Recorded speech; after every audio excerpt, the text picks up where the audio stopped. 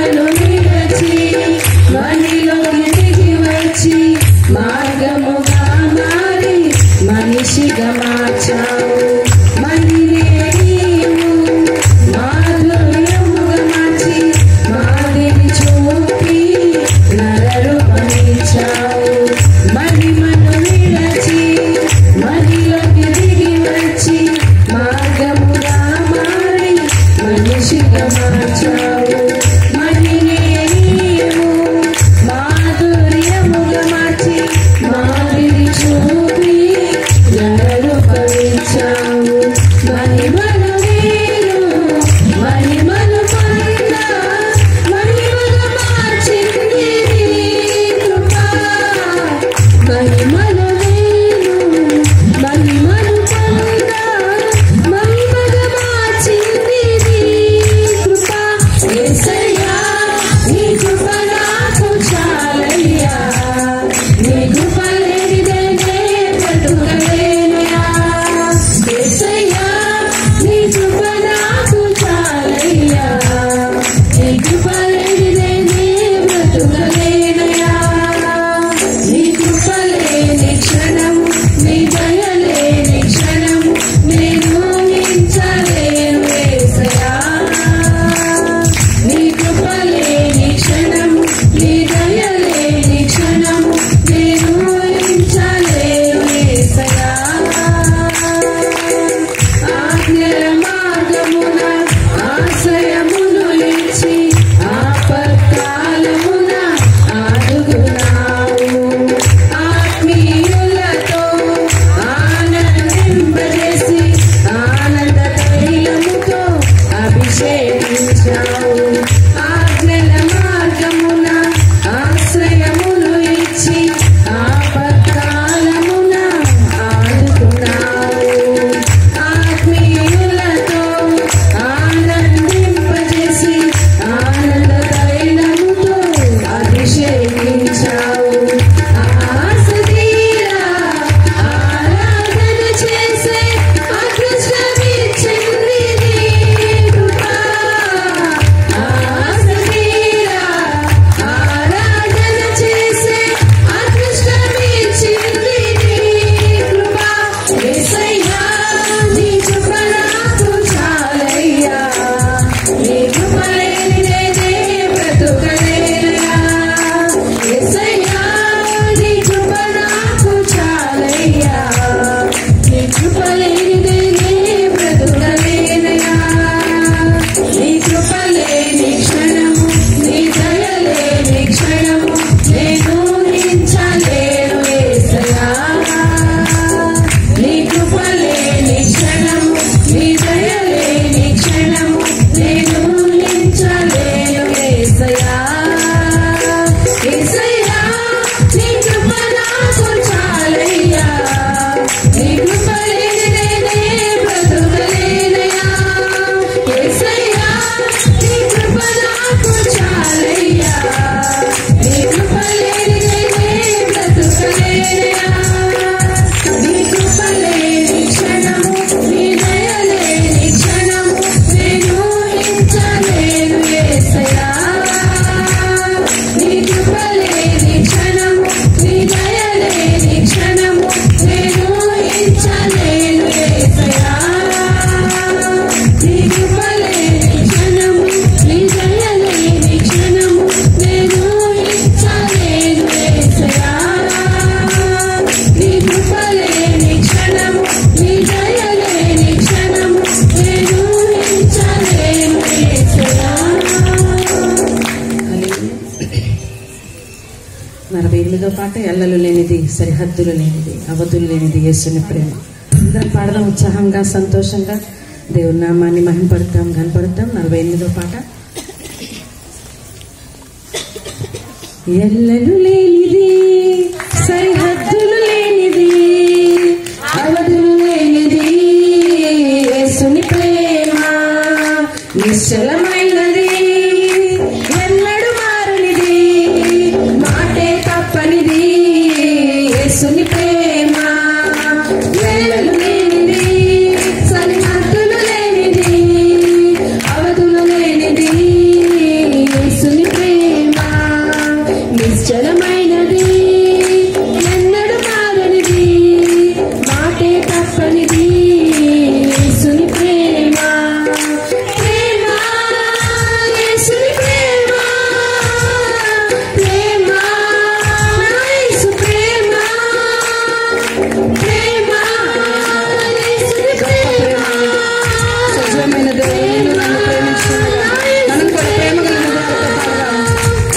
ఎల్లలు లేనిది, సరిహద్దులు లేనిది, అవధులు లేనిది యేసుని ప్రేమ. నిశ్చలమైనది, ఎన్నడూ మారనిది, మాటే తప్పనిది యేసుని ప్రేమ.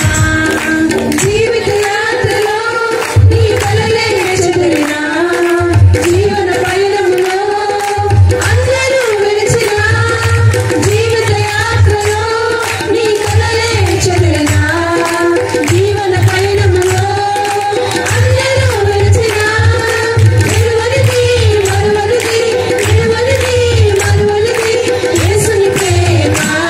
శ్రీ యేసుని ప్రేమ, యేసుని ప్రేమ, శ్రీ యేసుని ప్రేమ.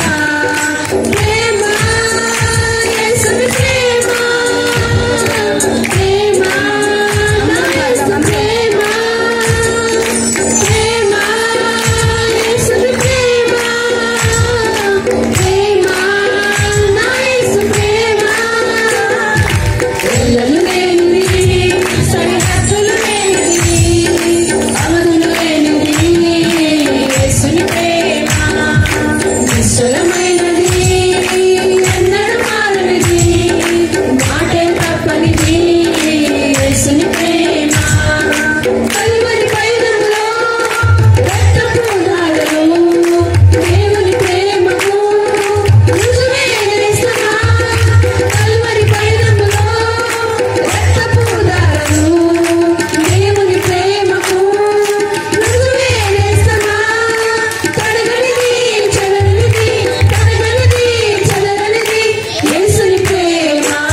శ్రీ యేసుని ప్రేమ, యేసుని ప్రేమ, శ్రీ యేసుని ప్రేమ. ప్రేమ, యేసుని ప్రేమ, ప్రేమ, నా యేసు ప్రేమ, ప్రేమ, యేసుని ప్రేమ, ప్రేమ, నా యేసు ప్రేమ. ఎల్లలు లేనిది, సరిహద్దులు లేనిది, అవధులు లేనిది యేసుని ప్రేమ. నిశ్చలమైనది, ఎన్నడూ మారనిది, మాటే తప్పనిది యేసుని ప్రేమ. ఎల్లలు లేనిది, సరిహద్దులు లేనిది, అవధులు లేనిది యేసుని ప్రేమ. నిశ్చలమైనది, ఎన్నడూ మారనిది, మాటే తప్పనిది యేసుని ప్రేమ. ఎల్లలు లేనిది, సరిహద్దులు లేనిది, అవధులు లేనిది యేసుని ప్రేమ. నిశ్చలమైనది, ఎన్నడూ మారనిది, మాటే తప్పనిది యేసుని ప్రేమ. ఎల్లలు లేనిది, సరిహద్దులు లేనిది, అవధులు లేనిది యేసుని ప్రేమ. నిశ్చలమైనది, ఎన్నడూ మారనిది, మాటే తప్పనిది యేసుని ప్రేమ. 46వ పాట. సాధ్యము అన్ని సాధ్యము, నీ వలన నీవు సాధ్యం. అందరు నీరసం కొడుతున్నట్టున్నారు చప్పట్లో. ఉత్సాహంగా సంతోషంగా దేవుని నామాన్ని మహింపడతాం. దేవుని సన్నిధిలో ఆ దావీదు మహారాజు నాట్యం చేస్తూ, ఎక్కడ నాట్యం చేస్తున్నాడు? ఇంట్లో కాదు, వీధులలో. ఒక రాజు, ఒక గొప్ప చక్రవర్తి దేవుణ్ణి ఆరాధించడానికి సిగ్గుపడలేదు. ఇది ఆరాధించాల్సిన స్థలమా అని ఆలోచించలేదు. కానీ తను తాను మైమరిచిపోయి దేవుని సన్నిధిలో ఆ దేవుని మందసాన్ని తీసుకొస్తూ ఉన్నప్పుడు ఆ యాజకులందరికన్నా ముందు ఆయన ఆ ఏఫోదును ధరించుకొని నాట్యం చేస్తూ వీధుల్లో గంతులు వేస్తూ దేవుణ్ణి ఆరాధించాడంట. ఏదో కొట్టాలి కాబట్టి చప్పట్లు, ఏదో పాడాలి కాబట్టి కాదండి. హృదయపూర్వకంగా ఆనందంగా సంతోషంగా దేవుణ్ణి ఆరాధిద్దాం. 46వ పాట. సాధ్యము అన్ని సాధ్యము, నీ వలన అన్నీ సాధ్యం. పిల్లలు నీ చప్పట్లో మాకు వెనక్కేస్తారు. సాధ్యము అన్ని సాధ్యము, నీ వలన అన్నీ సాధ్యం. అసాధ్యము లేనే లేదు, అసాధ్యము లేనే లేదు. సాధ్యము అన్ని సాధ్యము,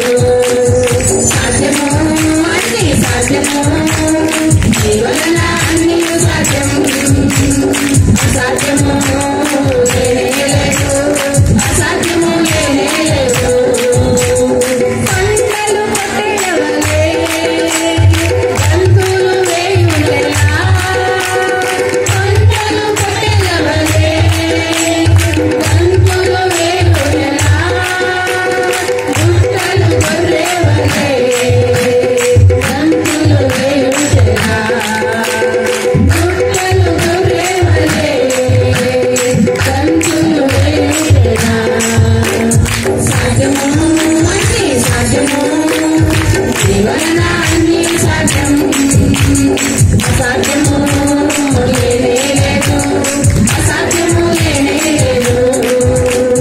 సాధ్యము అన్ని సాధ్యము, నీ వలన అన్ని సాధ్యం.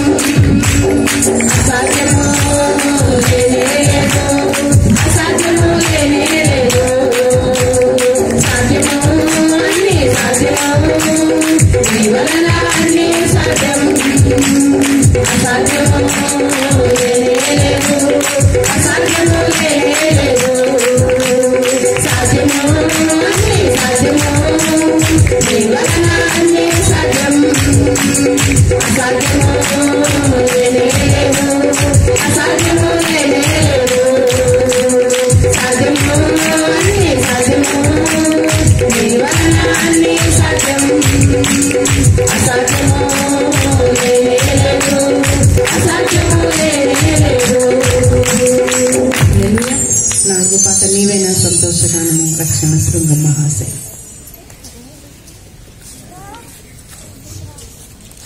నీవేనా సంతోషగానము రక్షణ శృంగము మహాశైలము. నీవేనా సంతోషగానము రక్షణ శృంగము మహాశైలము.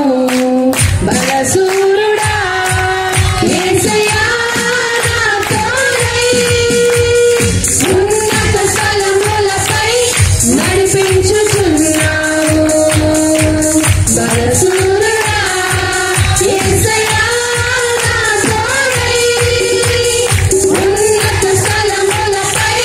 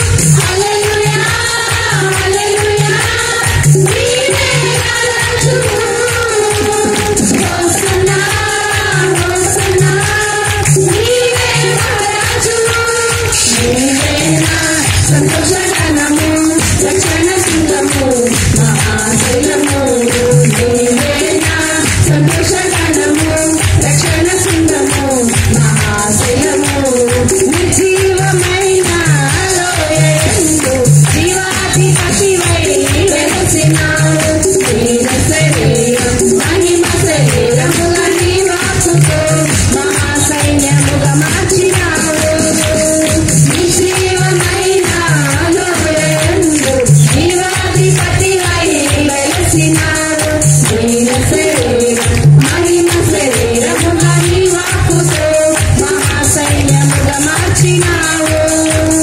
హల్లెలూయా హల్లెలూయా నీవే నా రాజువు హోసన్నా హోసన్నా నీవే మా రాజువు హల్లెలూయా హల్లెలూయా నీవే నా రాజువు హోసన్నా హోసన్నా నీవే మా రాజువు నీవేనా సంతోషగానము రక్షణ సింగము మహాశైలము నీవేనా సంతోషగానము రక్షణ సింగము మహాశైలము బలసూరుడా యేసయ్యా తోడై ఉన్నత స్థలములపై నడిపించుచున్నావు బలసూరుడా యేసయ్యా తోడై ఉన్నత స్థలములపై నడిపించుచున్నావు నీవేనా సంతోషగానము రక్షణ సింగము మహాశైలము నీవేనా సంతోషగానము రక్షణ సింగము మహాశైలము నీవేనా సంతోషగానము రక్షణ సింగము మహాశైలము నీవేనా సంతోషగానము రక్షణ సింగము మహాశైలము.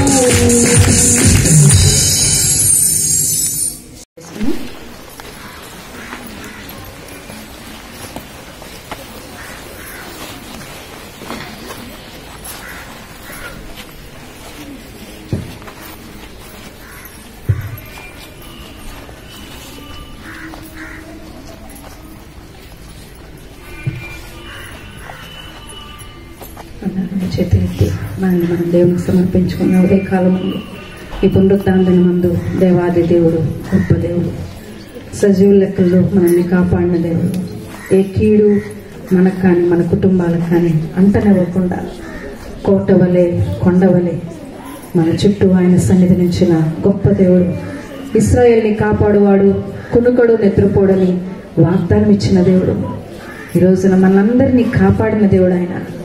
కాబట్టి కొద్ది సమయం హృదయపూర్వకంగా ఆయన్ని ఆరాధిద్దాం.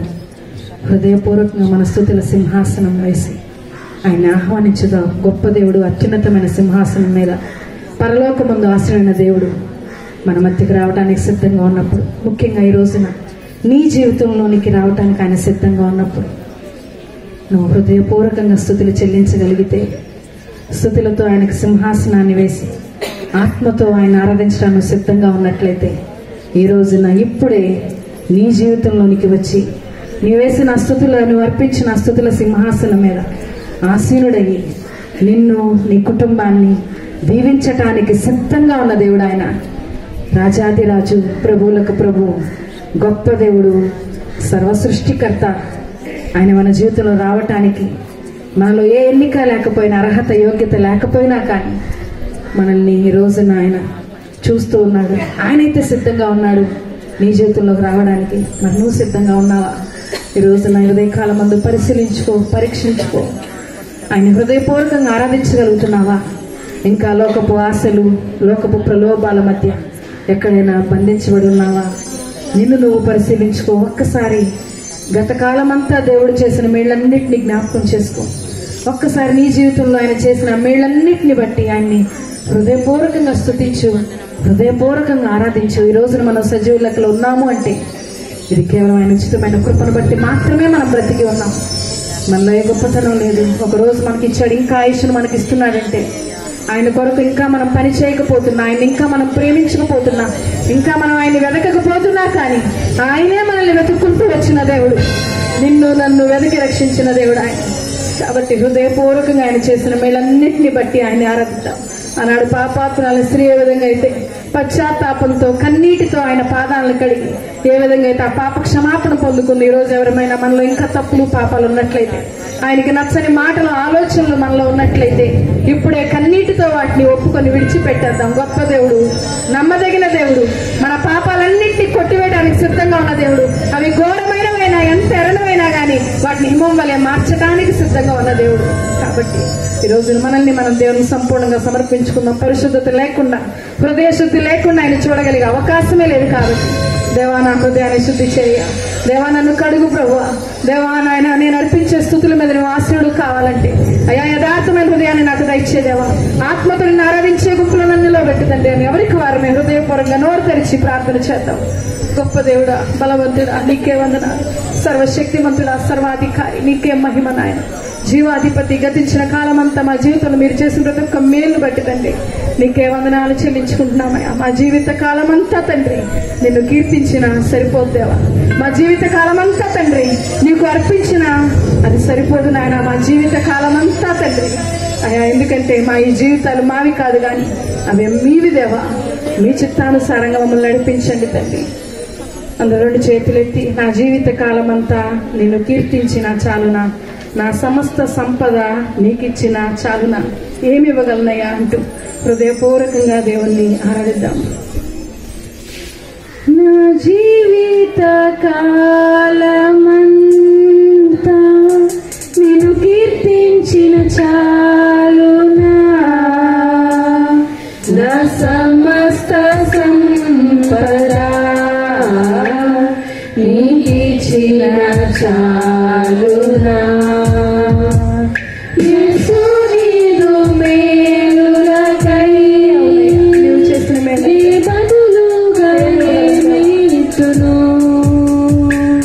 నా దేహమే యాగముగా అర్పించిన చాలునా. నా బాల్యమంతా నాతోగా నిలిచి ప్రతి కీడు నుండి తప్పించినావు. యవ్వన కాలమున నీతో తొలగిన మన్నించి నాతోనే కొనసాగినావు. నా బాల్యమంతా నా తోడుగా నిలిచి ప్రతి కీడు నుండి తప్పించినావు. యవ్వన కాలమున నీ త్రోవ తొలగిన మన్నించి నాతోనే కొనసాగినావు.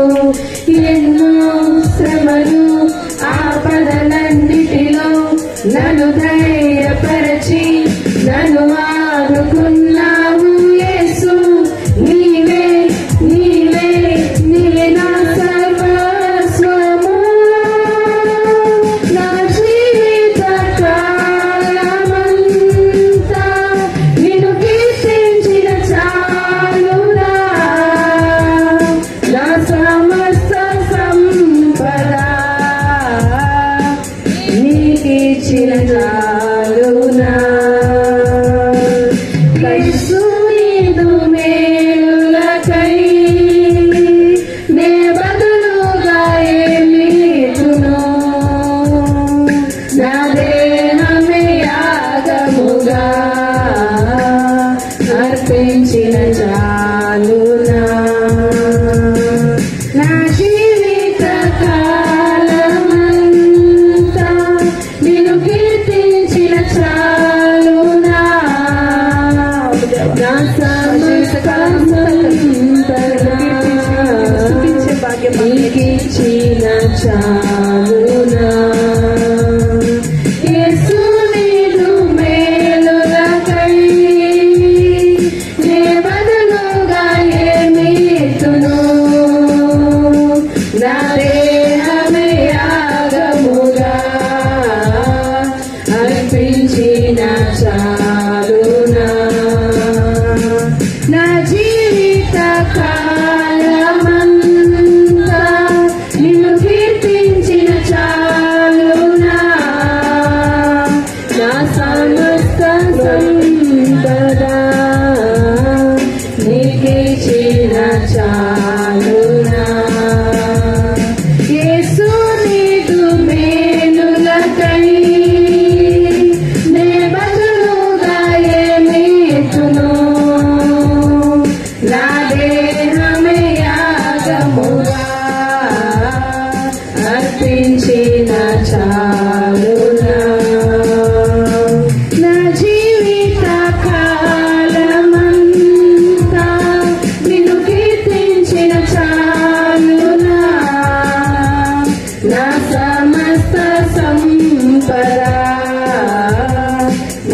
నిలిచిన చాలునా యేసు నీదు మేలులకై నే బదులుగా ఏమిటును నా దేహమే యాగముగా అర్పించిన చాలునా నా బాల్యమంతా నా తోడుగా నిలిచి ప్రతి కీడు నుండి తప్పించినావు యవ్వన కాలమున నీ త్రోవ తొలగిన మన్నించి నాతోనే కొనసాగినావు నా బాల్యమంతా నా తోడుగా నిలిచి ప్రతి కీడు నుండి తప్పించినావు యవ్వన కాలమున నీ త్రోవ తొలగిన మన్నించి నాతోనే కొనసాగినావు ఎన్నో శ్రమలు ఆపదలన్నిటిలో నన్ను ధైర్యపరిచి నన్ను ఆదుకున్నావు యేసు నీవే నా సర్వస్వము నా జీవిత కాలమంతా నిన్ను కీర్తించిన చాలునా నా సమస్త సంపద నీకిచ్చిన చాలునా యేసు నీదు మేలులకై నీ బదులుగా ఏమిటును నా దేహమే యాగముగా అర్పించిన చాలునా నా జీవిత కాలమంతా నిన్ను కీర్తించిన చాలునా నా సమస్త సంపద నీకిచ్చిన చాలునా మా జీవిత కాలమంతా తండ్రి నిన్ను కీర్తించిన సరిపోదయ్యా మా జీవిత కాలమంతా తండ్రి నీకు అర్పించినా కానీ అది కూడా తక్కువే తండ్రి మీరు మా గురించి చేసిన త్యాగం ముందు నాయన మీరు మా గురించి చేసిన తండ్రి మా పట్ల మీరు చూపించిన ప్రేమ ముందు దేవా మేమెంత చేసినా అది తక్కువే తండ్రి పరిశుద్ధాత్మ దేవా మీ సన్నిధిని మాతో ఉంచండి తండ్రి గొప్ప దేవుడు ఆశ్చర్యకుడు అద్భుతాలు చేసే దేవుడా నీ సన్నిధి మాకు కావాలయ్యా మీ కృప మాకు కావాలి తండ్రి నీ సన్నిధి కాంతి మనం ప్రసరింప చేయండి దేవా నీ సన్నిధిలో ఉన్న ఆనందాన్ని మేము రుచి చూడాలి తండ్రి ఒక్కసారి నీ రుచి నాకు అర్థమైతే నాన్న లోకంలోకి వెనుదిరిగి వెళ్ళలేము దేవా లోకము దాని ఆశలు సమస్తం గతించిపోతాయి అంటున్నావు తండ్రి మా కంటికి కనపడుతున్న ఈ లోకము దేవా ఒకనొక రోజున గతించిపోతుంది తండ్రి కానీ మీ ప్రేమ మీ మాట మీ సన్నిధి శాశ్వతమైన దేవ జీవం కలిగిన తండ్రి పరిశుద్ధాత్మ దేవ మీ సన్నిధిని మాతో ఉంచండి జీవమా యేసయ్యా ఆత్మతో నింపుమా అభిషేకించుమా జీవమా యేసయ్యా ఆత్మతో నింపుమా అభిషేకించుమా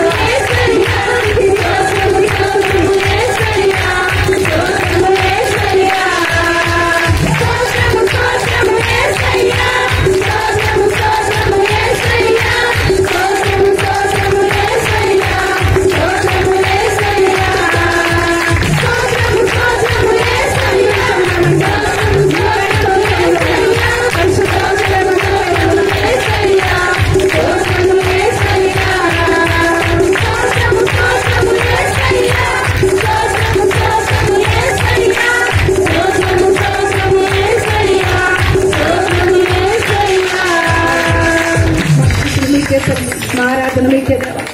గొప్ప దేవుడా, నీకేమన్నా ఇక్కడికి వచ్చిన ప్రతి ఒక్కరిని మీరు దర్శించండి. ఇప్పుడే ప్రతి ఒక్క హృదయాన్ని మీరు సంధించండి దేవా. ఇక్కడికి వచ్చిన ఏ ఒక్కరు తండ్రి ఖాళీ చేతులతో వెనక్కి వెళ్ళకూడదు దేవా. ఎందుకంటే మీరు మాతో రావడానికి సిద్ధంగా ఉన్నారు తండ్రి. మిమ్మల్ని మేము పొందుకుని వెళ్ళాలయ్యా. లోక దిగంతాల వరకు ఎక్కడ ఉన్నా కానీ మీకు సాక్షులుగా తండ్రి ఈ చేతిలో పాత్రలుగా దేవా మేమందరం వాడబడాలి. పరిశుద్ధాత్మ దేవా, మేము ఎక్కడ ఉన్నా కానీ మీ నామానికి మహిమ కలగాలి తండ్రి. మేము ఎక్కడ ఉన్నా కానీ మిమ్మల్ని స్తుతించాలి దేవా. ఎక్కడ ఉన్నా తండ్రి మా జీవితాల్లో అన్ని ఘనత కలగాలి తండ్రి. గొప్ప దేవుడా, నీకేమన్నానయ్యా. అయ్యా, ఈ లోకంలో అనేక మంది గొప్పవారు, ఘనులు, బలవంతులు తండ్రి ఉండగా ఎందుకు పనికిరాని మమ్మల్ని ఎంచుకున్నావయ్యా. అయ్యా, నీ చేత ఎంచుకోబడిన మేము తండ్రి నీ కొరకు ప్రత్యేకింపడిన జనాంగంగా, అయ్యా నీ రక్తము చేత కొనబడిన వారంగా, అభిషేకించబడిన వారంగా దేవా, ఆత్మతో నింపుదల పొందుకున్న వారంగా తండ్రి అయ్యా నిండిన పాత్రల వలె దేవా ఇక్కడ ప్రతి ఒక్క బిడ్డకి ఇప్పుడే మీరు మనచండి. గొప్ప దేవుడా, బలవంతుడా, నీకే వందనాలు చెల్లించుకుంటున్నాను తండ్రి. మీ సన్నిధిని మాతో వచ్చిన ప్రతి ఒక్క బిడ్డని మీరు దర్శించండి. ఎవరు ఏ అవసరంతో మీ సన్నిధికి వచ్చారు, ఎవరు ఏ సమస్యతో మీ సన్నిధికి వచ్చారు, ఎవరు ఎటువంటి హృదయంతో ఈ రోజు ఎటువంటి అవసరంతో మీ సన్నిధికి వచ్చారు మీకు తెలుసు దేవా. ఆశగల ప్రాణాన్ని మేలుతో తృప్తి పరిచి ఉన్నాయని వాగ్దానం ఇచ్చిన దేవా, మీరు సిద్ధపరిచి ఉంచిన తృప్తిని, ఆనందాన్ని, ఆ సంతోషాన్ని, సమాధానాన్ని మేమందరం పొందుకోగలిగే విధంగా సహాయం చేయండి. వచ్చిన ప్రతి ఒక్కరిని మీరు దీవించండి. ఇంకా రాలని బిడ్డలు అనేక మంది ఉండగా దేవా మీ సన్నిధికి ఆయన ప్రతి ఒక్కరు సమయానికి రాగలిగే విధంగా ప్రతి ఒక్క హృదయాన్ని మీరు ప్రేరేపించి బలపరిచి ఈ ఆరాధన ఆదరణంతం వరకు మీ అధ్యక్షులు జరిగించి మహిమ, ఘనత, ప్రభావాలు పొందుకోమని యేసు నామములో అడుగుచున్నాం తండ్రి. ఆమేన్. ఆమేన్. సేవ మొదలు పెట్టాము. అది ఏ ఆటంకం లేకుండా ముందుకు సాగుతుంది. ఆ సంఘం అభివృద్ధి గురించి అందరూ ప్లాన్ చేయండి. దాంతోపాటు రాజమండ్రిలో స్థలం కూడా కొనడానికి ప్రయత్నిస్తున్నాం. ప్రార్థన చేయండి అందరూ. అయితే మొన్న విజయవాడ వెళ్ళొచ్చాము. విజయవాడ ఇప్పుడు చాలామందికి మన పాస్టర్ గారు చెప్పారు, ఇప్పుడు రకరకాల చోట్లకి వెళ్తారంటే ఎక్కడికి వెళ్ళిపోతారు పాస్టర్, అందరూ కంగారుగా ఉంది కదా. విజయవాడలో సేవ గురించి అందరూ ప్లాన్ చేయండి. అవ్వకూడదనా? అందువలన ప్లాన్ చేయండి. ఎందుకంటే ఆ సేవ కన్నా ప్రయాణాలు, దూర ప్రయాణాలు, మొన్న వస్తుంటే రాత్రి అయిపోతుంది, రాత్రి 10 అయిపోతుంది. పక్కన ఆగిన లారీ ఇంకో లారీ ఓవర్టేక్ చేస్తుంది. ఆగి ఉంది అనుకోలేదు అసలు. అది దగ్గర దాకా వెళ్ళి సెకండ్ బ్రేక్ వేసి ఆగాల్సి వచ్చింది. అంటే ప్రయాణాలు ఇబ్బంది అయినా కానీ దేవుని పని సాగాలి. అది విజయవాడ అంత దూరం, కష్టమే, దూరం, ఇబ్బంది. కానీ విజయవాడ మాటికి వెళ్ళటానికి కారణం విజయవాడలో కూడా సేవ మొదలు పెట్టాలి అనే ఆతృతతో వెళ్తున్నాం మేము. జరగాలని అందరూ ప్లాన్ చేయండి. సేవ విస్తరించబడాలి. అనేక చోట్ల దేవుని యొక్క పని, దేవుని యొక్క ఆ కార్యాలు జరగటానికి మన వంతు ప్రయత్నం మనం చేసినట్లయితే పనివాడు జీతానికి పాత్రుడు. ఖచ్చితంగా జీతం మనకు వస్తుంది. కానీ పని చేయకుండా ఇంట్లో కూర్చొని రకరకాల వంకలు చెప్పినట్లయితే కనుక ఏది పని అవ్వదు. అంత దూరం కష్టం, ఇబ్బంది, లేకపోతే ఖర్చు, రకరకాలు. మనం ఏం చెప్పినా అంత దూరం వెళ్తే మనకు ఎవరు వస్తారు? కానీ మనం చేయగలిగినంత మనం చేసినప్పుడు మిగిలింది ఆయన చేస్తాడు. చేయని ప్రయత్నిద్దాం. అందరూ ప్రార్థనలో జ్ఞాపకం చేసుకోండి. మనకి ప్లాన్స్ కొంచెం లేట్ అవుతున్నాయి. ఇంకా ఆ చర్చికి కావాల్సిన ప్లాన్లు కొంచెం లేట్ అవుతున్నాయి. వస్తే కనుక మనం తొందరగా మొదలు పెట్టుకోవడానికి అందరూ ప్రార్థన చేయనందరూ ఎక్కడ ఆటంకాలు అధిగమించడానికి, ఆటంకాలు తీసేమని చెప్పనగా అధిగమించడానికి శక్తిని మీరు వాళ్ళందరూ ప్రార్థన చేయండి. ప్రార్థన చేసిన మాట మనం పరిశుద్ధుడ ప్రేమ తండ్రి, గొప్ప దేవుడా, నీకు వందనాలు చెల్లించుకుంటున్నామయ్యా. బిడ్డలు చెప్పిన సాక్ష్యాన్ని బట్టి తండ్రి మిమ్మల్ని స్తుతిస్తున్నాం దేవా. ఎవరైతే ప్రార్థన అవసరం కలిగి ఉన్నారో వారి ప్రార్థనకు మీరు జవాబు తెచ్చేయండి తండ్రి. ఎవరైతే మీ సన్నిధిలో సమస్యలతో వచ్చి ఉన్నారో వారికి పరిష్కార మార్గాన్ని చూపించండి తండ్రి.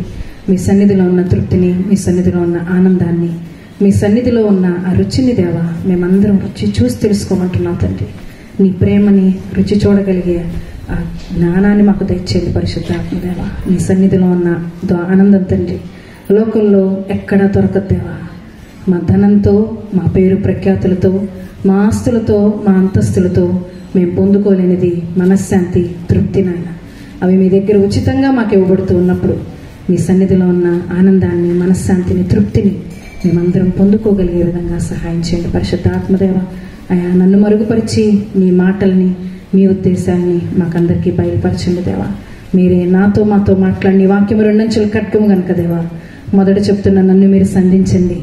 నాలో నీకు నచ్చని గుణాలన్నీ ఒప్పుకొని విడిచిపెట్టే మనసు నాకును మాకును దయచేయమని, మమ్మల్ని అందరినీ మీ వాక్కులో బలపరిచి స్థిరపరిచి ముందుకు నడిపించమని, ఇక్కడున్న ప్రతి ఒక్క బిడ్డ హృదయం దున్నబడి మంచి నేల వలె ఇప్పుడే స్థిరపరచబడి మీరు వెత్తబోతున్న విత్తనం మా అందరి హృదయాల్లో 30 దంతులు 60 దంతులు 100 దంతులుగా ఫలింపు దయచేయమని యేసునామములో అడుగుచున్నాం తండ్రి. ఆమేన్.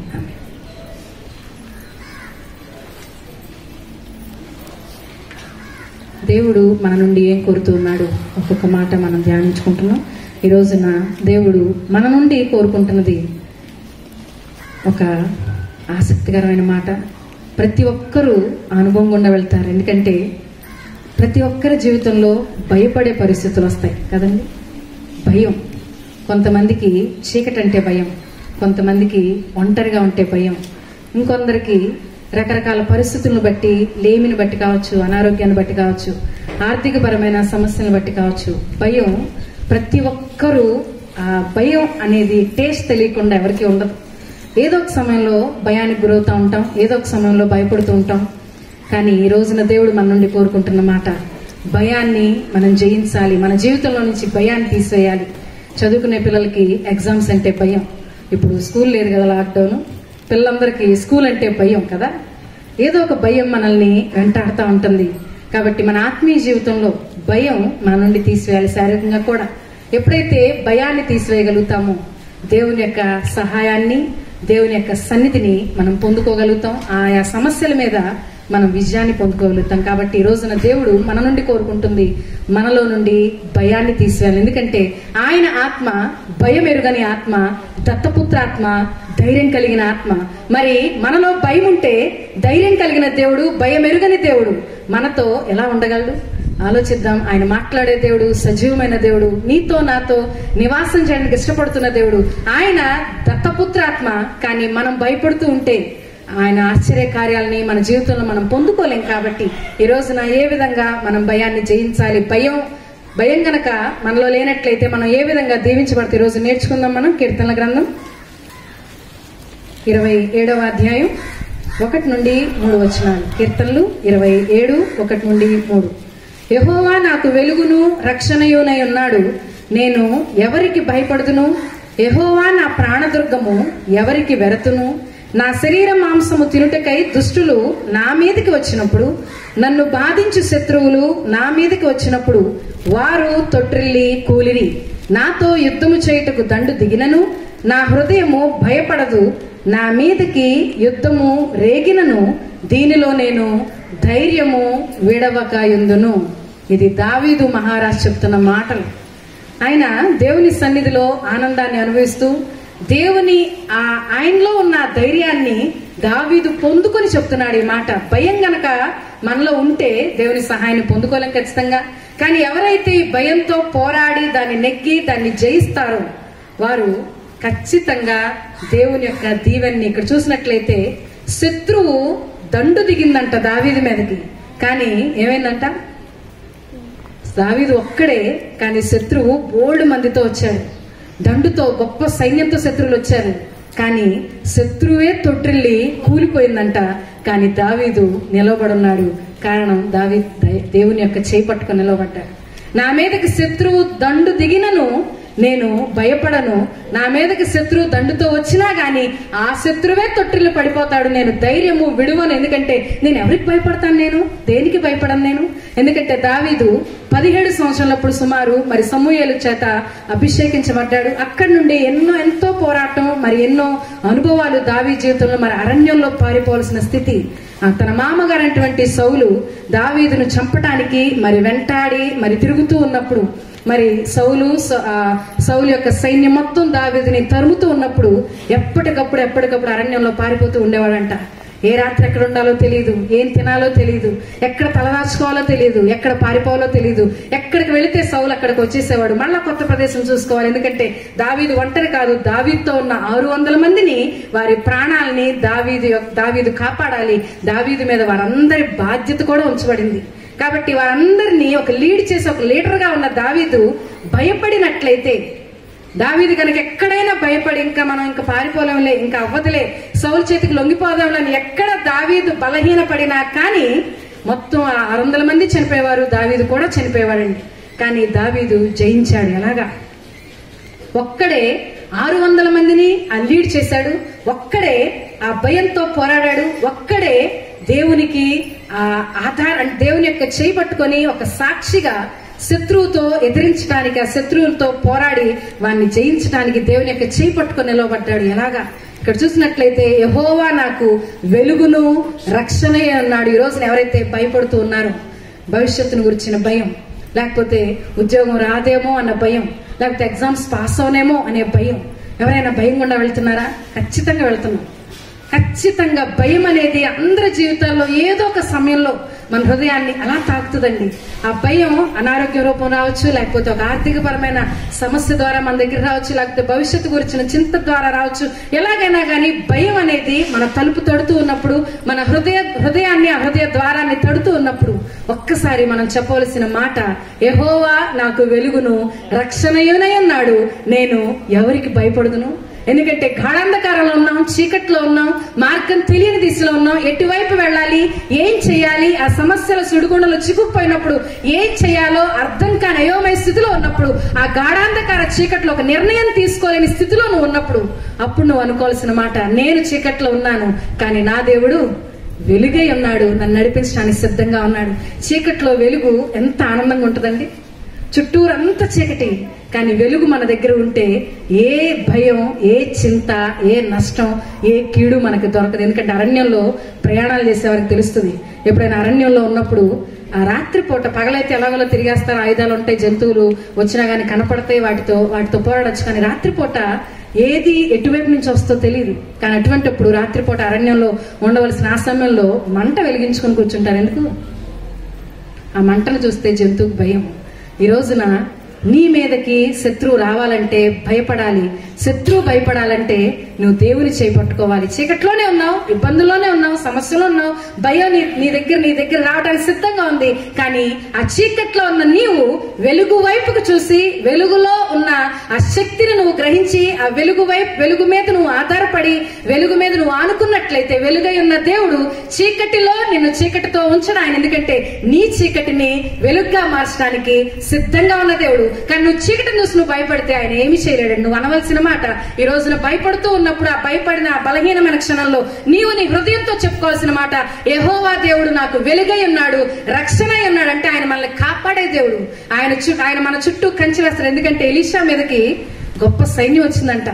ఎలీషా దాసుడు చూసి, అమ్మో ఇంతమంది వచ్చేసారు మన మీదకి, మనం ఇంకా చనిపోతామని చెప్పి భయపడుతూ ఎలీషా దగ్గరికి వెళ్ళినప్పుడు ఎలీషా ప్రార్థన చేశాడంటే ఏమని, యెహోవా దేవా దయచేసి దాసుని కండ్లు తెరవచేయ.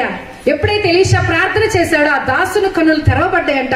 ఎప్పుడైతే ఆ దాసుని కన్నులు తెరవబడ్డాయో చుట్టూరు ఏం కనపడుతున్నాయి? శత్రు సైన్యం కన్నా ఇంకా బలమైన సైన్యం, ఇంకా ఎక్కువ సైన్యం, అగ్ని రథాలు, గుర్రాలు, గొప్ప సైన్య సమూహం, పరలోకపు సైన్యం దిగి వచ్చేసిందంట. ఎలీషా చుట్టూరు. ఎందుకంటే ఈ రోజున మన చుట్టూరు కూడా ఆయన దూతలు కావలి ఉంటారు.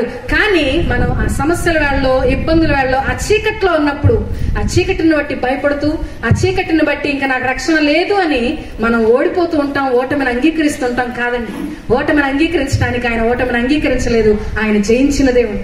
మరణమాని ముల్లెక్కడ అని మరణాన్ని జయించి తిరిగి లేచిన దేవుడు. ఆ పునరుద్ధారణ యేసయ్య ఈ రోజు నీకు నాకు జయం ఇవ్వటానికి సిద్ధంగా ఉన్నాడు. కానీ భయపడుతూ ఉన్న మనల్ని జయం వైపుకు నడిపించలేడండి. భయాన్ని జయించిన మనల్ని జయం వైపుకు నడిపించగలడు. కాబట్టి ఈ రోజున మనమందరం ఒక మాట గుర్తు చేసుకుందాం. యెహోవా దేవుడు నాకు వెలుగై ఉన్నాడు. ఆయన నాకు వెలుగుగా ఉండగా ఏ చీకటికి నేను భయపడను. ఆయన నాకు రక్షణయే ఉండగా ఏ పరిస్థితికి, ఏ శత్రువుకి నేను భయపడను. శత్రువు నా మీదకి దండుతో యుద్ధం చేయడానికి దిగి వచ్చినా కానీ ఆ శత్రువే తొట్టిరి కూలిపోతుంది తప్పితే నాకు ఏమీ కాదు అని గనక మనం ధైర్యాన్ని విడవకుండా, అక్కడ దావీదు భయం అనే ఆ చిన్న పార్టికల్ ని కూడా తన హృదయంలోకి రానివ్వకుండా ధైర్యాన్ని విడిచిపెట్టకుండా నిలబడగలిగాడు. కాబట్టి దావీదు గొప్ప విజయాన్ని చూశాడండి. 13 సంవత్సరాలు, ఒక రోజు కాదు, 2 రోజులు కాదు, భయంతో దావీదు పోరాడింది దాదాపుగా 13 సంవత్సరాలు పోరాడాడు. ఎందుకంటే 17 సంవత్సరాలప్పుడు అతను అభిషేకించబడ్డాడు.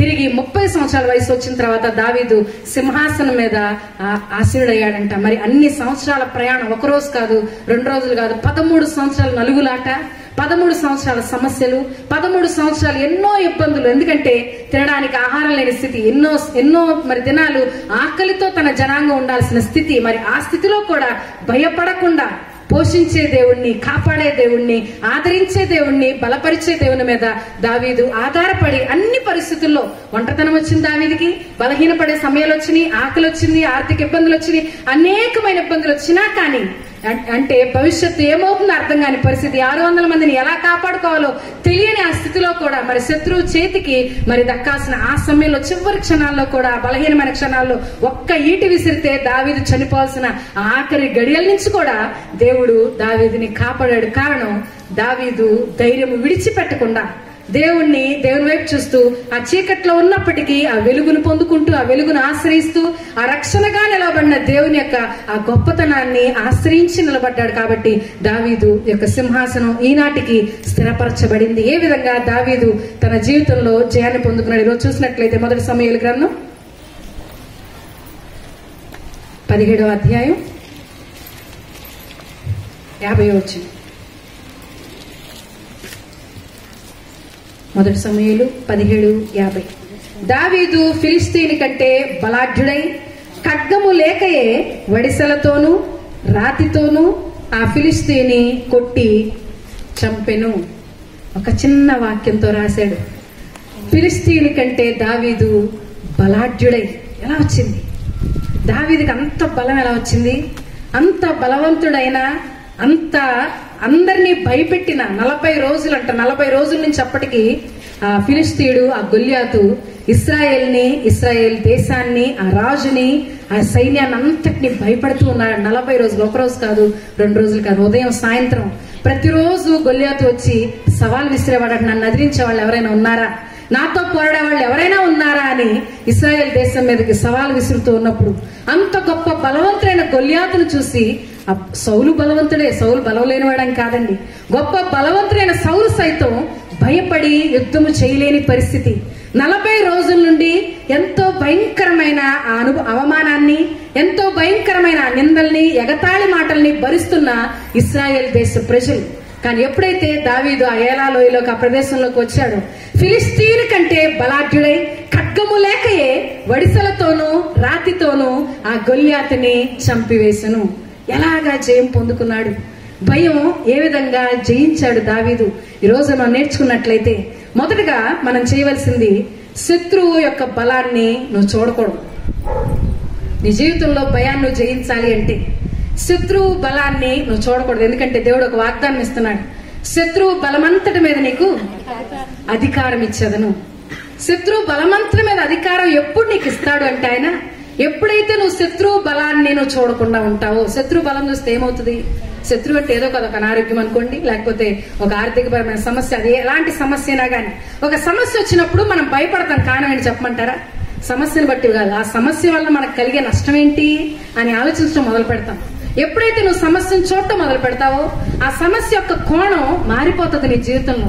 ఆ సమస్య వల్ల కలిగే నష్టం ఏంటి, ఆ సమస్య వల్ల నువ్వేమేం కోల్పోబోతున్నావు, ఆ సమస్య నీకు ఎంత హాని చేయబోతుంది, నువ్వు ఎంత సమస్య గురించి నువ్వు ఆలోచిస్తుంటావో సమస్య యొక్క బలం అంతా పెరిగిపోతా ఉంటుందండి. ఎందుకు నువ్వు శత్రువు బలాన్ని నువ్వు అంచనా వేయకూడదు, ఎందుకు శత్రువు బలాన్ని నువ్వు చూడకూడదు, ఎందుకు అక్కడ దావీదు గొల్లియాతు బలాన్ని చూడలేదు మనం చూడకూడదు అంటే, ఎప్పుడైతే నువ్వు శత్రువు బలాన్ని చూడటం మొదలు పెడతావో ఆ శత్రువు ఇంకా బలపడతా ఉంటాడు, ఆ సమస్య ఇంకా పెరిగిపోతా ఉంటుంది, తగ్గదండి. ఏ సమస్యను చూసైతే నువ్వు భయపడుతూ ఉంటావో అదే సమస్య నిన్ను జీవిత పర్యాంతం అది వెంటాడుతూనే ఉంటుంది. యోబు భక్తుడు అంటున్నాడు ఆ యోబు గ్రంథం 3:25 ఏది వచ్చిందని నేను బహుగా భయపడితేనో అదే నాకు సంభవించింది. ఈ రోజు నువ్వు దేవుని సన్నిధికి వెళ్ళటానికి దేన్ని చూసి భయపడుతున్నావు, కాళ్ళ నొప్పికి భయపడుతున్నావా, లేకపోతే ఒక ఇబ్బందికి భయపడుతున్నావు, అదే నీ జీవితాన్ని నిన్ను తరుముతూ ఉంటుంది, అదే నేను భయపడతా ఉంటుంది. కాబట్టి శత్రువు బలాన్ని నువ్వు చూడొద్దు, శత్రువు బలాన్ని నువ్వు అంచనా వేయద్దు. ఎందుకంటే సమస్యను చూసినంతసేపు సమస్య ఇంకా తీవ్రతరం అవుతుంది, సమస్య వలన నీకు నష్టమే కనిపిస్తుంది. కాబట్టి నువ్వు చూడవలసింది దేవుని యొక్క సన్నిధిని, దేవుని యొక్క బలాన్ని. ఇక్కడ గొల్లియాతు యొక్క బలం మనం ఒక్కసారి చూసినట్లయితే 1 సమూయేలు గ్రంథం 17వ అధ్యాయం 4వ వచనం చూసినట్లయితే, గాతు వాడైన గొల్లియాతు అను సూడొకడు ఫిలిస్తీయుల దండులో నుండి బయలుదేరుచుండెను. అతడు 6 మూళ్ల జానెడు ఎత్తు మనిషి, అతని తల మీద రాగి శిరస్త్రాణం ఉండెను. అతడు యుద్ధ కవచము ధరించి ఉండెను.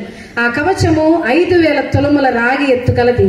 మరియు అతని కాళ్లకు రాగి కవచమును, అతని భుజముల మధ్యను రాగి బల్లెం ఒకటి ఉండెను. అతని ఈట కర్ర నేతగాని ధోని అంత పెద్దది. మరియు అతని ఈట కొన 600 తులముల ఇనుము ఎత్తు కలది. అతని ఈట కొన ఎంతంట 600 తులములు ఎత్తంట. ఈట కొన అంత ఉంటే ఈట ఎంత ఉంటది, ధోని అంత పెద్దదంట. అంటే అక్కడ ఉన్న ఇశ్రాయేల్ దేశ ప్రజలందరూ, సౌలందరూ, వాళ్ళందరూ చూస్తున్నది ఏంటి అప్పటి వరకు, అమ్మో అంత ఎత్తు 6 మూళ్ల జానడంటే అప్పటి కొలతల ప్రకారం 9 అడుగుల ఎత్తు మనిషి అంట. ఇప్పుడు 9 అడుగుల ఎత్తు మనిషి మన ముందు నుంచుంటే ఎలా చూస్తాం మనం, అలా చూస్తాం కదండి. చూసి ముందు భయం వేస్తుంది మనకి, అమ్మో ఏంటి పెద్ద జైంట్ లాగా నాడు వచ్చేస్తున్నాడు. మరి అంత ఎత్తు మనిషిని ఆ దేశ ప్రజలందరూ చూస్తున్నారు, అతని ఎత్తు చూస్తున్నారు, అతని బలం చూస్తున్నారు, అతని దగ్గర ఉన్న ఆయుధాలను చూస్తున్నారు. చూసి ఏం చేస్తున్నారు, చూడటం వల్ల కలిగే నష్టం ఏంటి, మేము గనక అతని దగ్గరికి వెళ్తే ఓడిపోతామేమో, మేము గనక అతని దగ్గరగా వెళ్తే యుద్ధం చేస్తే కనుక ఖచ్చితంగా మమ్మల్ని చంపేస్తాడేమో, అతని దగ్గరికి వెళ్తే ఖచ్చితంగా మా ఇశ్రాయేలు దేశం అంతటిని ఆ ఫిలిష్తీయుడు తీసుకుని వెళ్ళిపోతాడేమో. అంటే ఆ సమస్యను చూస్తున్నప్పుడు ఏమర్థమవుతుంది నీకు, ఆ సమస్య యొక్క తీవ్రతను నీకు అర్థం చేసుకుంటూ ఆ సమస్య వల్ల కలిగే నష్టాన్ని చూసి మరి ఎక్కువ భయపడి నువ్వు చేయవలసింది చేయడం మానేస్తావు. ఎందుకు నువ్వు సమస్యను చూసి భయపడకూడదు అంటే, నువ్వు సమస్యను చూసినంతసేపు నీకేం చేయాలో నీకు అర్థం కాదు, మైండ్ పనిచేయి. ఎప్పుడైతే ఆ సమస్య మీద నుంచి ప్రక్కకు దృష్టి మరల్చుకుంటావో, నువ్వు చూసే కోణంలో మార్పుని తీసుకొస్తావో. ఎందుకంటే ఈ గొల్లియాతు కన్నా బలమైన దేవుడు నా దేవుడు. ఇక్కడ దావీదు ఆ శత్రువు బలాన్ని చూడలేదు. ఎలా చెప్పొచ్చు దీన్ని అంటే, దావీదు ఏం తీసుకెళ్తున్నాడు అంటే యుద్ధం చేయడానికి రాళ్లు తీసుకెళ్తున్నాడంట. ఆ రాళ్లు ఏరుతుంటే గొల్లియాతు ఏమంటున్నాడు, నేను కుక్కను అనుకుంటున్నావా అంటే, దావీదు యొక్క ఆ చూపులో, దావీదు యొక్క కోణంలో, దావీదు యొక్క దృష్టిలో గొల్లియాతు ఎలా కనపడుతున్నాడు. గొల్లియాతే అంటున్నాడు, నేను కుక్క కనపడుతున్నానా ఏంటి, రాళ్ళు తెచ్చేస్తున్నాడు నా మీదకి. ఆయుధాలు ధరించుకున్నాడంట దావీదు, సౌలు ఇచ్చాడంట దావీదుకి. కానీ దావీదు అంటున్నాడు, ఈ ఆయుధాలు నాకు అసలు వాడుకలేదయ్యా, ఈ ఆయుధాలు ఎప్పుడు నేను వాడలేదు, ఇవి నాకు పని చేయవు. ఎందుకంటే నా హృదయంలో ఏముంది, ధైర్యం ఉంది, దత్తపుత్రాత్మ నాతో ఉంది. కాబట్టి ఈ శత్రువు బలం నాకు ఏమీ హాని చేయలేదు. శత్రువు ఎంత గొప్పవాడైనా, శత్రువు ఎంత బలవంతుడైనా కానీ నేను ఆ శత్రువు బలాన్ని చూడను, ఆ శత్రువు బలాన్ని అంచనా వేయను, ఆ శత్రువు బలం వల్ల కలిగే నష్టాన్ని ఆలోచించను. గాని ఆ శత్రువు మీద నాకు అందృష్టి లేదు. గాని నేను ఈ రాళ్లతో నేను జయించగలను. ఒక సామాన్యమైన గులకరాయి, సామాన్యమైన ఏటి ప్రక్కన పడున్న రాళ్లు అప్పటి వరకు అక్కడే ఉన్నాయి. ఎవరికి అనిపించి ఆ రాయితో కొడదామని గొప్ప బలవంతులు ఉన్నాడు, సౌలు ఉన్నాడు, గొప్ప సైన్యాధిపతులు ఉన్నారు, గొప్ప గొప్ప యుద్ధాలు చేసిన ఆరితేరిన వీరులు ఉన్నారు, యోధులు ఉన్నారు, సూర్యులు ఉన్నారు. కానీ వారెవ్వరి కలగదు ఈ రాయితో గొల్లియాతును కట్టాలా అని. ఎందుకంటే వారు గొల్లియాతు యొక్క బలాన్ని చూసి భయపడిపోయారు. ఈ రోజున దేవుడు శత్రు బలమంతటి మీద, సమస్య బలమంతటి మీద, సమస్య ఎంత బలమైనదైనా, ఎంత తీవ్రమైనదైనా, ఎంత గట్టిదైనా కానీ ఆ సమస్య మీద నీకు జయమివ్వటానికి ఆయన సిద్ధంగా ఉన్నాడు. కానీ ఆ సమస్య మీద నువ్వు, ఆ సమస్యకు నువ్వు ప్రాముఖ్యతనివ్వనప్పుడు, ఈ రోజున అర్థం చేసుకుందాం మనం. సమస్య సమస్య సమస్య, అందరి జీవితంలో సమస్యలు ఉంటాయండి. ప్రతి ఒక్కరి జీవితంలో సమస్యలు ఉంటాయి. ఏ చెట్టుకి అంతేగాని చదువుకునే పిల్లల దగ్గర నుంచి పాకే పిల్లలకు కూడా సమస్యలు ఉంటాయి. ఉండవా? పాకే పిల్లల సమస్య ఏంటి? మమ్మీ అటు ఇటు పాకనివ్వట్లేదు, నన్ను ఇష్టానుసారంగా పాకనివ్వట్లేదు, అదే సమస్య. ప్రతి ఒక్కరికి సమస్య ఉంటుందండి. సమస్య లేని వారు ఎవ్వరు ఉండరు. కానీ సమస్య గురించి ఆలోచించావా? సమస్యకి నీ జీవితంలో అత్యధిక స్థానం ఇచ్చావా? ఆ సమస్య తీవ్ర రూపం దాలుస్తూ ఉంటది. ఆ సమస్య ఇంకా బలం పుంజుకుంటా ఉంటది. కాబట్టి నీ జీవితంలో సమస్యను జయించాలి. ఖచ్చితంగా నువ్వు ఆ భయంతో పోరాడాలి, నెగ్గాలి అంటే ఆ సమస్య గురించి నువ్వు ఆలోచించొద్దు. సమస్య ఎలాంటిదైనా కానీ సమస్యలో పరిష్కారం ఇచ్చే దేవుడు నీతో ఉన్నాడు.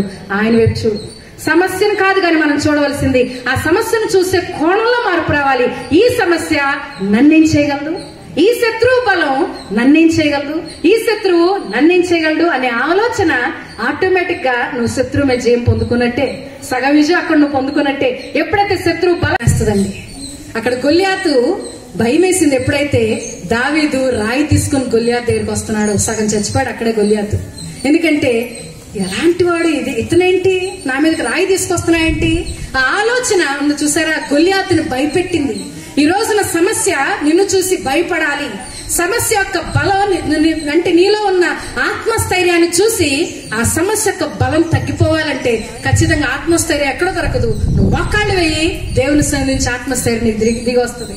ఎందుకంటే సిలువలో ఆయన యేసయ్య వేలాడుతూ ఆత్మస్థైర్యంతో నిలబడి ఉన్నాడు. ఆయన అనేక మంది ఎగతాళి మాటలు, యూదుల రాజు నీవేనా, అనేక మంది ఆయన ముఖం మీద ఉమ్మి వేస్తూ నీవేనా రాజాదిరాజు, నువ్వేనా దేవుని కుమారుడు, నువ్వా మమ్మల్ని రక్షించడానికి వచ్చింది, అనేక మంది అపహాస్యపు మాటలు, ఎగతాళి మాటలు, అనేక మంది ఆయన నిందిస్తూ అవమానిస్తూ ఉన్నప్పుడు, అనేక మంది అంటే ఆయన శరీరం అంతా గాయాలు, రక్తం కారిపోతూ ఉన్నప్పుడు ఏ ఆత్మస్థైర్యంతో అయితే క్రీస్తు నిలబడ్డాడో ఈ రోజున అదే ఆత్మస్థైర్యంతో మనం నిలబడగలిగితే ఆ సమస్య మనల్ని ఏమీ చేయలేదండి. సమస్య ఎంత తీవ్రతరమైనదైనా కానీ మనం ఆత్మస్థైర్యంతో ధైర్యంతో మనం నిలబడినప్పుడు ఖచ్చితంగా సమస్య మన జీవితం నుంచి పారిపోద్ది. మరి ఎప్పటికీ రాదటువంటి సమస్య. కాబట్టి సమస్య మీద నువ్వు ఎప్పటికీ విజయం పొందుకోవాలని కోరుకుంటున్నావా? ఖచ్చితంగా ఆ సమస్యకి నీ జీవితంలో తావివ్వద్దు, ఆలోచించొద్దు దాని గురించి. కొంతమందికి ఒక సమస్య రాగానే ఇంకా పొద్దున, మధ్యాహ్నం, రాత్రి ఇంకా రోజంతా దాని గురించి ఆలోచిస్తూ ఉంటారండి.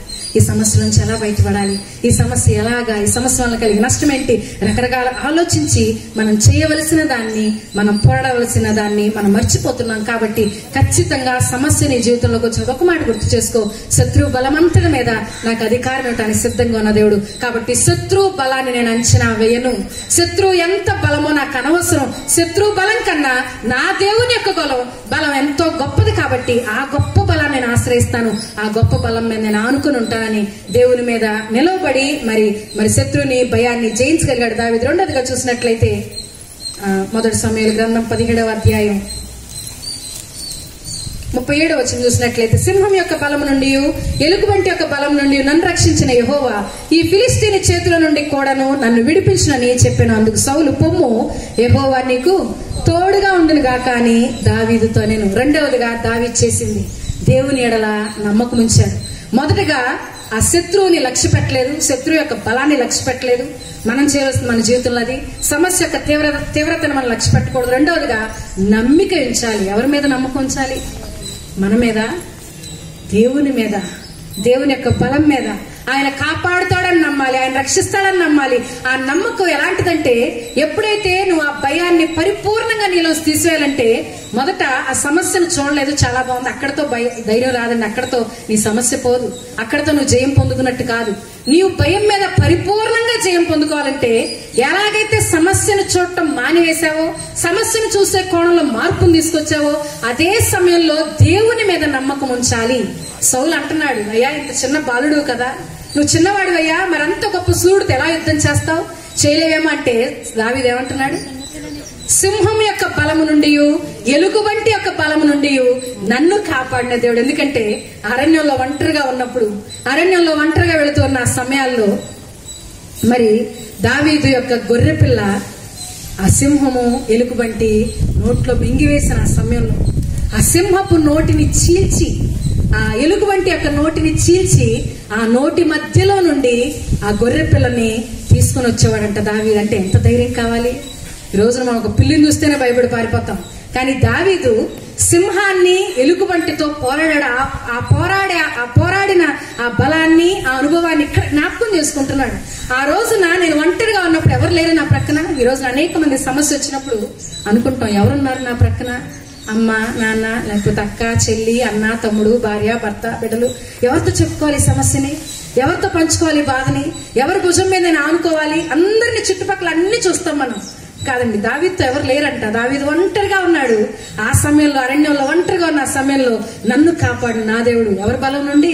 గొప్ప సింహం యొక్క బలం నుండి, ఎలుగుబంటి యొక్క బలం నుండి నన్ను కాపాడిన దేవుడు ఈ గొల్యాతు నుంచి కూడా నన్ను కాపాడగలడు. పూర్ణ నమ్మకం దేవుని పట్ల. ఈ రోజు నువ్వు సమస్య రాగానే నాకెవరు సహాయం చేస్తారో నువ్వు అటువైపు ఇటువైపు చూస్తున్నావు. కానీ సమస్యతో నేను పోరాడతాను, నేను అడుగు ముందుకు వేస్తాను. ఎందుకంటే నేను అడుగు ముందుకు వేసినట్లయితే నా దేవుడు 9 అడుగులు వేసి నాకన్నా ముందు వెళ్తాడు. ప్రాకారాలు పడగొట్టువాడు నీకన్నా ముందు వెళ్తాడు. నువ్వు అడుగు ముందుకు వేసినప్పుడు నువ్వు భయపడి ఆగిపోతే, నువ్వు భయపడి వెనక్కి వెళ్ళిపోతే, ఎవరున్నారా అని అటు చూసుకుంటే. ఎందుకంటే దావీదు అక్కడ గొల్యాతు మీదకి యుద్ధానికి వెళ్తున్నాడు ఒంటరిగా. అనొచ్చు కదా, సౌలు మహారాజా నువ్వు కూడా రాయా నాతో? లేకపోతే సైనికులు, సైన్యాధిపతులు, గొప్ప గొప్ప వారు ఉన్నారు అక్కడ. దావీదు కన్నా ఎక్స్పీరియన్స్, యుద్ధాలు చేసిన అనుభవాన్ని పొందుకున్న వారు ఉన్నారు. అనేక మంది జ్ఞానులు ఉన్నారు, బలవంతులు ఉన్నారు, రకరకాల యుద్ధ ప్రాంతాలు చెప్పే ఆ మంత్రులు ఉన్నారు. అనేక మంది ఉన్నారు అక్కడ. వారందరినీ సలహా అడిగి, వారందరినీ సహాయం అడిగి, వారందరినీ తోడు తీసుకుని పదండి అందరం కలిసి వెళ్దాం. చాలా ఈజీ అండి కదా. ఒక సమస్య వచ్చినప్పుడు పదండి అందరం కలిసి పోరాడదాం. అక్కడ ఆ సమయంలో దావీదుకి చాలా ఈజీ ఆ మాట అంటాం. అందరూ కలిసి ఒక గొల్యాతు మీద పడితే ఖచ్చితంగా విజయాన్ని పొందుకుంటారు. కానీ దావీదు అడిగాడా? ఎవరిని ఆశ్రయించలా. సౌలు ఇచ్చిన ఆయుధాలని ఆశ్రయించలేదు, సౌలు బలాన్ని ఆశ్రయించలేదు, ఆ మంత్రులు చెప్పే ఆలోచనల్ని ఆశ్రయించలేదు. ఇప్పుడు నాకు ఆలోచన చెప్పండి, ఆ శత్రువుతో ఎలా పోరాడాలి అడిగాడా? అడగల. ఒంటరిగా ఉన్నాడు. ఒంటరిగానే అడుగు ముందుకు వేశాడు.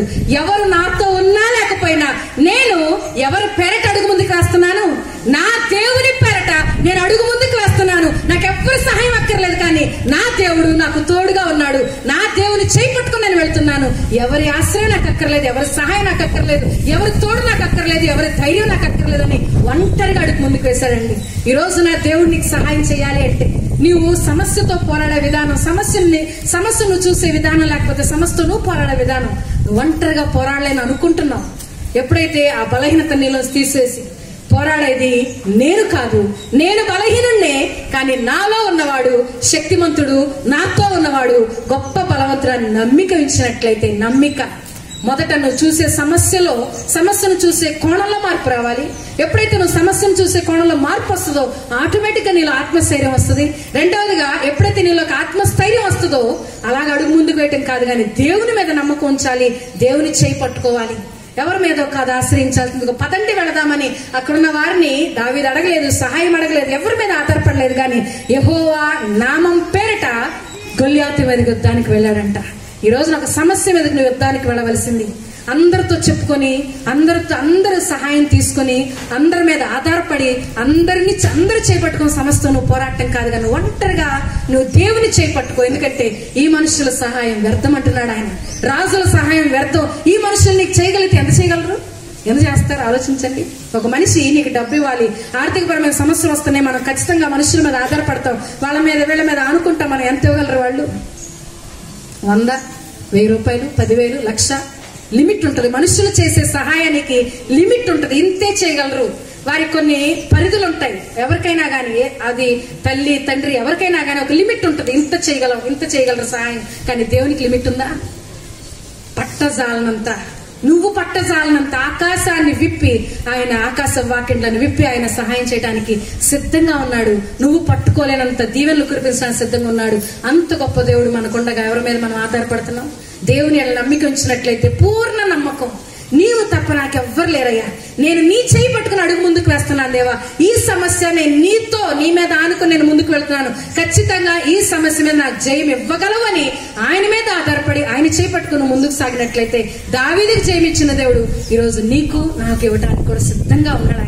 ఆయన కాబట్టి దావీదు అన్ని విషయాల్లో జయం పొందినాడు. దావీదు యొక్క జీవితం గురించి మీరు ధ్యానించినట్లయితే గుహల్లో ఒంటరిగా నివసించిన ఆ పరిస్థితులు, ఆకలితో ఉన్న సమయాల్లో కూడా మరి దేవుని మీద ఆధారపడి దేవుని యొక్క చేయి పట్టుకొని ప్రతి ఒక్క సమస్యతో పోరాడాడు. ఎందుకంటే సమస్య యొక్క తీవ్రతను ఎప్పుడూ దావీదు ఆలోచించలేదండి. ఆ సమస్య వల్ల కలిగే నష్టం దావీదుకి తెలియదు, కానీ ఆ సమస్య కూడా దావీదుకి మేలు చేసే వెళ్ళింది. ఎందుకంటే సౌలు దావీదును చంపడానికి 13 సంవత్సరాలు ఎదురు చూస్తాడు, కానీ ఈ 13 సంవత్సరాలు ల్యాప్స్ అవ్వలేదు. దావీదు జీవితంలో తరిగిపోలేదు, ఏ నష్టం లేదు. కానీ ఈ 13 సంవత్సరాల అనుభవం అతనికి సింహాసనంలో, ఆ తర్వాత సింహాసనాన్ని ఆసీనుడు అయిన తర్వాత మరి చక్రవర్తిగా ఒక రాజుగా అతను నిలబడిన తర్వాత దేశాన్ని పరిపాలించడానికి కావాల్సిన అనుభవం ఈ 13 సంవత్సరాలు ఇచ్చింది. దావీదు జీవితంలో ఈ 13 సంవత్సరాలు జ్ఞాపకం చేసుకునే రోజులు కాదు, అవి దావీదు జీవితానికి ఒక పునాదిని వేసింది. ఈ రోజు మన జీవితంలో సమస్య మన జీవితంలో ఒక పునాదిని వేస్తుంది. సమస్య మనకి నేర్పిస్తుంది. సమస్య అనేది ఒక మంచి టీచర్ లాంటిది, ఒక మంచి స్కూల్ లాంటిది. సమస్య అనే స్కూల్లో జాయిన్ అవడానికి ఎవరు ఇష్టపడతారా? దీవెన అనే స్కూల్ ఉంది, సమస్య అనే స్కూల్ ఉంది. ఎవరికి ఏ స్కూల్ కావాలి? అందరం చేయుతాం దీవెన అనే స్కూల్ కావాలని. సమస్య అనే స్కూలు నీకు పాఠాలు నేర్పుతుంది, నిన్ను నిలబెడుతుంది, నిన్ను ఆదరిస్తుంది, నిన్ను ధైర్యపరుస్తుంది. ఎలాంటి ధైర్యంలో నిన్ను సమస్య అనే స్కూల్ తీసుకెళ్తుందంటే మరణాన్ని చూసినా కానీ నువ్వు భయపడే స్థితిలో నిన్ను నిలబెడుతుంది. ఎందుకంటే నా దేవుడు మరణాన్ని జయించి లేచిన వాడు. ఇక్కడ నేను కళ్ళు మూస్తే నేను తెరిచేది అక్కడ అని సమస్య నీకు నేర్పిస్తుంది. సమస్యను చూసి భయపడక్కర్లేదండి. ఏ సమస్య మనల్ని ఏమీ చేయలేదు, ఎందుకంటే ఆయన చిత్తం లేకుండా ఏ సమస్య మన జీవితాన్ని తాకలేదు. కాబట్టి సమస్య మన జీవితంలో ఉందా? ఈ రోజున ఎవరి జీవితంలో ఎవరికి తగినట్టు సమస్య ఖచ్చితంగా ఉంటుంది, లేదు నన్ను. కానీ ఆ సమస్యలో మనం జయం పొందుకోవాలంటే మొదటగా మనం పోరాడాల్సిన సమస్యతో కాదు, మనలో ఉన్న భయంతో. మనలోనే ఉంది భయం. ఎవరిలో అయితే ఈ భయం ఉందో వారు ఖచ్చితంగా సమస్య ముందు ఓడిపోతా ఉంటారండి. సమస్య ఎంత బలమైందైనా కానీ ఆ సమస్య బలాన్ని చూడొద్దు, శత్రు బలాన్ని చూడొద్దు. ఎందుకంటే శత్రు బలం కన్నా గొప్ప బలవంతుడైన దేవుడు, అసాధ్యాలను సుసాధ్యాలుగా చేసిన దేవుడు, శూన్యం నుండి సృష్టించేసిన దేవుడు. ఆయనకు అసాధ్యమైనది ఏమీ లేదు. ఆయన బలాన్ని చూడు, ఖచ్చితంగా నువ్వు ఆత్మస్థైర్యంతో నిలబడతావు. రెండవదిగా పూర్ణ నమ్మకం ఉంచు ఆయన మీద.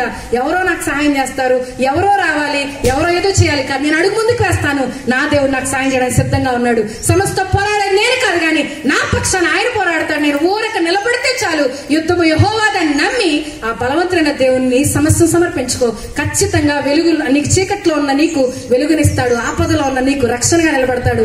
నీ కొండ, నీ కోట, నీ ఆశ్రయదుర్గం ఆయనే. కాబట్టి సర్వ సృష్టికర్త అయిన ఆ దేవుని బలాన్ని ఆశ్రయించి మనలో ఉన్న భయపెట్టే ఆత్మని, ఎందుకంటే సాతాను మనల్ని భయపెట్టగలదు, ఏ కీడు చేయలేదు. గుర్తుపెట్టుకోండి, సమస్యలు ఇప్పటి వరకు వెనక్కి తిరిగి చూసుకోండి, ఎన్నో సమస్యలు వస్తాయి, కానీ ఆ సమస్య వలన ఏ కీడు ఏ హాని మనకు జరగనివ్వడు ఆయన.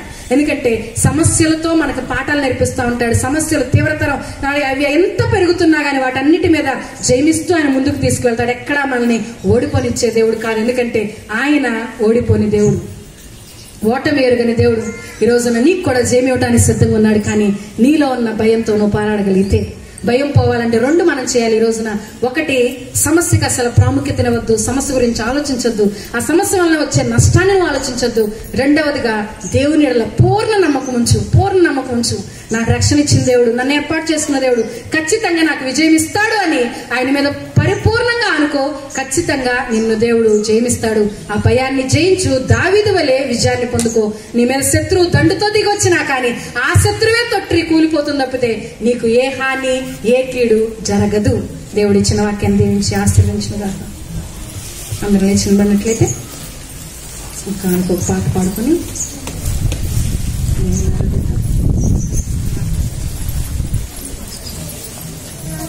యేసయ్యా స్తుతి కీర్తనలు నీకెనయా, స్తుతులకు పాత్రుడు యేసయ్యా, స్తుతి కీర్తనలు నీకెనయా, మహిమకు పాత్రుడు ఆయనయా. కీర్తియు ఘనతయు రాజునకే నే పాడెదా ప్రభు సన్నిధిలో, నినాడెదా ప్రభు సముఖములో. చిన్ని బిడ్డను పోలినే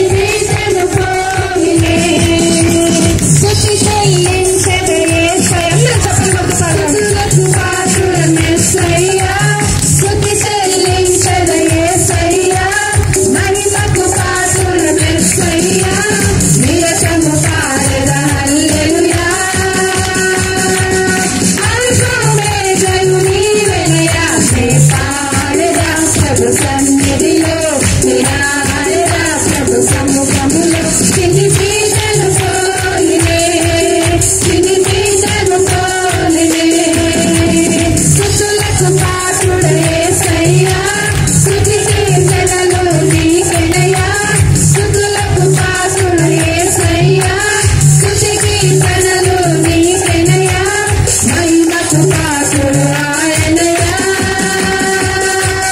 కీర్తియు ఘనతయు రాజునకే నీవాడెరా ప్రభు సన్నిధిలో నిరాడెరా ప్రభు సముఖములో చిన్ని పీటలు పోలినే చిన్ని పీటలు పోలినే స్తుతి చెల్లించెదను యేసయ్యా మహిమకు పాత్రుడు యేసయ్యా స్తుతి చెల్లించెదను యేసయ్యా మహిమకు పాత్రుడు యేసయ్యా నిరసము పాడెదా హల్లెలూయా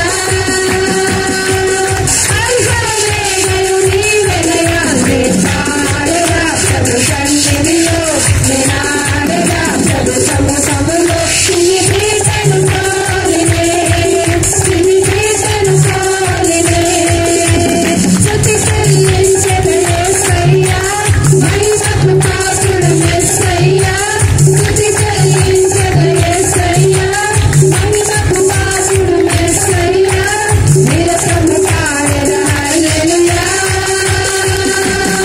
అల్ఫామేగయు నీవెనయ్యా నే పాడెదా ప్రభు సన్నిధిలో నిరాడెదా ప్రభు సముఖములో చిన్ని పీటలు పోలినే చిన్ని పీటలు పోలినే స్తుతులకు పాత్రుడు యేసయ్యా స్తుతి కీర్తనలు నీకెనయ్యా స్తుతులకు పాత్రుడు యేసయ్యా స్తుతి కీర్తనలు నీకెనయ్యా మహిమకు పాత్రుడు ఆయనయ్యా కీర్తియు ఘనతయు రాజునకే నే పాడెదా ప్రభు సన్నిధిలో నిరాడెదా ప్రభు సముఖములో చిన్ని పీటలు పోలినే చిన్ని పీటలు పోలినే చిన్ని పీటలు పోలినే చిన్ని పీటలు పోలినే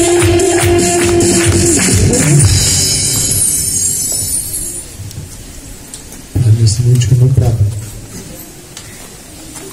సకలమైన ఆశ్రకామతో పలుకు తండ్రి సందేశం దేవా మీ సన్నిధికి ఉంచవలసిందిగా మేము కోరాం తండ్రి దేవా మాకు తండ్రి ఇక్కడ ప్రతి ఒక్క బిడ్డకు తండ్రి కావాల్సిన నీ సన్నిధి మాత్రమే తండ్రి అన్ని సన్నిధిలో తండ్రి మాధుర్యాన్ని పిలిచి చుట్టానికి వచ్చే పరిశుద్ధాత్మ దేవా తండ్రి దేవా గెలుపోటములు తండ్రి దేవా తండ్రి నీ చిత్తంలో తండ్రి నీ చిత్రంలో తండ్రి కానీ దేవా మీరు తండ్రి ఖచ్చితంగా తండ్రి విజయాన్ని ఇస్తారు నమ్మకంతో పరిశుద్ధాత్మ దేవా మీ మీద ఆధారపడినప్పుడు తండ్రి దేవా తండ్రి గొలియాతు మీద తండ్రి దావీదు విజయాన్ని ఇచ్చావు తండ్రి ఈరోజు దేవా అనేక సమస్యలు తండ్రి గొలియాతు నువ్వు ఇబ్బంది పెట్టే ఆ సమస్యలు అనేక ఉన్నాయి తండ్రి కానీ దేవా ఆ సమస్యల మీద నువ్వు ఓడిపోతున్నావు అంటే కాను తండ్రి ఇంకా పూర్తిగా మీ మీద ఆధారపడలేకపోతున్న పరిశుద్ధాత్మ దేవా మా నమ్మకంతో విశ్వాసం ముందుకు సాగినప్పుడు తండ్రి దేవా నువ్వు తండ్రి మాకు ఖచ్చితంగా విజయాన్ని ఇస్తావని నమ్మకంతో ముందుకు సాగినప్పుడు తండ్రి గొలియాతు మీద విజయాన్ని తండ్రి దావీదుకి ఇచ్చావు తండ్రి ఆ సమయంలో దేవా దావీదు ఎవరి మీద ఆధారపడలేదు తండ్రి ఎవరి నుంచి తండ్రి